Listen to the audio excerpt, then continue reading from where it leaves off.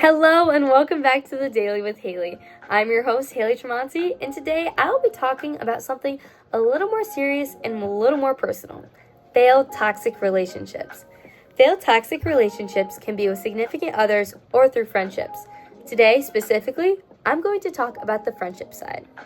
Throughout my high school experience, I had faced a lot of troubling times with friends. Some with people I'm not that close with, and some people I consider to be my best friends. In this episode, I'm going to help you understand 4 major signs and red flags in friendships that might show that you're in a toxic one. The first one is manipulation. Toxic friends are good at doing one thing, being toxic, duh. So there should be no surprise that manipulation tends to be around these people. A classic example of manipulation is saying one thing to your face but doing another action. Specifically, this could be when your friend says, "Oh, I love you so much, you're my best friend ever, I'm always going to be here for you." But when it comes to being invited to parties, hanging out, or even going to the football game with your friends, they always seem to leave you out. In my opinion, the real pain comes when you ask them why you weren't invited, and they make up an excuse or act like it never happened in the first place. Friends should be able to tell one another the truth and what's happened, even when it's hard, because real friends have each other's backs. The next point that I'm going to talk about is gossiping about their own close friends to you. This should raise a couple of red flags. My mom always taught me that if someone can gossip about their close friends to you, then you should know and expect that they're going to do the same thing back to you to their friends. Friends should be able to go to each other even when they have problems and not get everyone else involved.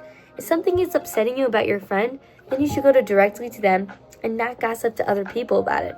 It just makes more of a mess. One of the biggest red flags is weak, one-sided effort.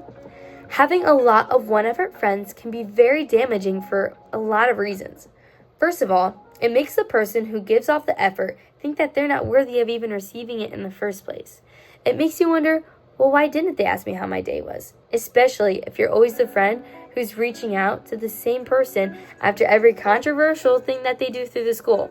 You make sure they're okay, make sure that the situation was okay, and you try to find the truth so that you can stick up for your friend in any way you can. But the sticky part comes in when your friend never texts you back first, and they never ask you to hang out, never ask you to call, and never ask you how you even are. In my personal experience, I had multiple different friends treat me this way. Like they could just walk all over me, where they just never put in any effort, and I would have to do it. The thing that made me so confused all the time was when they would talk bad about me to other people, saying that I was the lazy friend, and that I never put in any effort. But if you look back in our conversations, you see that I was the one who texted first, and there's proof that I asked you to hang out. The funny thing is, there's no proof in the chats about you talking to me first, let alone hanging out. Being a good friend is simple. All you have to do is say hi, how are you, and go on with your day. You never know what someone's going through, so the smallest act of kindness can make the biggest difference. The final point for today's episode is when a toxic friend lies to those around you to make the situation fit their narrative and what they want. Recently, I've gone through this a couple of times. This example is from my own personal life. I was fed up with being the only one putting in effort into my friendships, so I stopped. I stopped reaching out first, and I waited, okay, if you're going to be one of my good friends, then you should reach out to me too, if that's how a friendship works, a two-way street, not a one-way.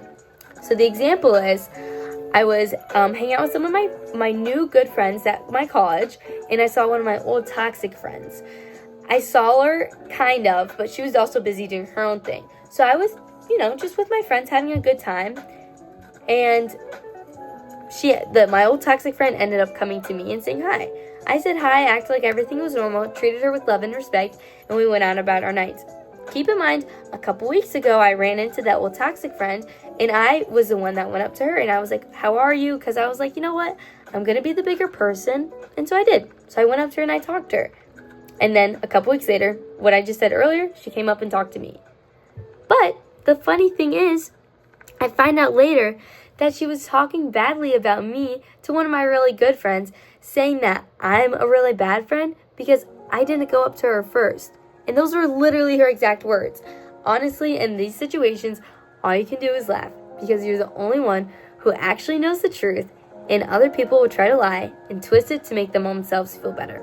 for whatever reason. I don't think it's bad for you to come up to someone and then that person to come up to you a couple weeks later. But that's just me.